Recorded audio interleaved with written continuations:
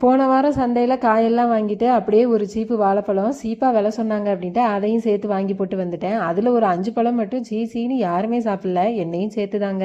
அது ரொம்ப கனிஞ்சு ஒன்றும் இல்லாமல் போகிறதுக்குள்ள அதை வச்சு டிஃப்ரெண்ட்டாக ஐஸ்கிரீம் ட்ரை பண்ணலான்னு ஐடியா வந்துருச்சு. அப்புறம் என்னங்க, ஃபஸ்ட்டு பனானாவை தோல் உரித்து ஃப்ரீசரில் கொஞ்சம் நேரம் வச்சுட்டு அப்புறமா அதை கட் பண்ணி மிக்சியில் போட்டு பால் சர்க்கரை சேர்த்து அந்த மாதிரியும் பண்ணலாம்.